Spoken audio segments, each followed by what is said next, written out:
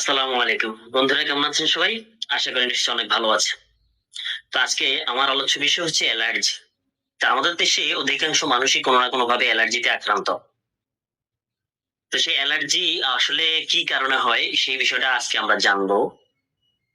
তো মূলত অ্যালার্জিটা হয়ে থাকে বংশগত কারণ। এছাড়া আরো কিছু বিশেষ কারণ রয়েছে। ৩ টা বিশেষ কারণ আপনারা অবশ্যই খেয়াল রাখবেন। এই ৩ টা কারণ যদি আপনার মধ্যে থাকে তাহলে অবশ্যই আপনার অ্যালার্জি হতে পারে। তো অ্যালার্জি টেস্ট করার জন্য আমরা আইজি লেভেল টেস্ট করে থাকি। তারপরে সেরাম বিলিরুবিন টেস্ট করে আমরা ইসোনোফিল ব্যাসোফিল এই ধরনের টেস্ট গুলো আমরা করে থাকি। এগুলাতে যদি উপাদানগুলা মাত্রা বেশি থাকে তাহলে বুঝতে পারি যে আমাদের শরীরে অ্যালার্জির মাত্রা বেশি রয়েছে। আমাদের শরীরে যদি কৃমির সমস্যা থাকে, কৃমির সমস্যা থাকলে আমাদের অ্যালার্জি বেড়ে যেতে পারে। আরেকটা বিষয় হচ্ছে আমাদের শরীরে যদি সেরাম বিলিরুবিনের পরিমাণ বেশি থাকে তাহলেও অ্যালার্জির পরিমাণ বেশি থাকবে।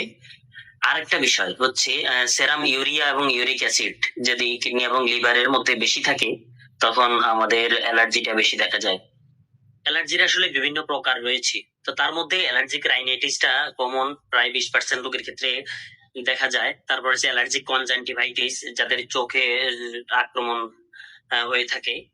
আরেকটা হলো ফুড অ্যালার্জি, অনেকের খাদ্যে অ্যালার্জি রয়েছে, এটা প্রায় 6% মাত্র মানুষের হয়ে থাকে।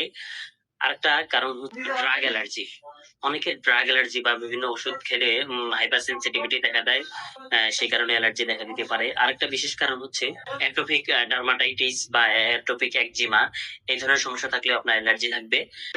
অ্যালার্জির আরেকটা বৈশিষ্ট্য হচ্ছে অ্যানাফাইলেটিক রিঅ্যাকশন। আপনারা এই বিষয়গুলো মাথায় রেখে যার যে সমস্যা আসে ওই সমস্যা অনুযায়ী আপনারা ট্রিটমেন্ট নিলে ইনশাল্লাহ আপনারা সুস্থ হয়ে যাবেন।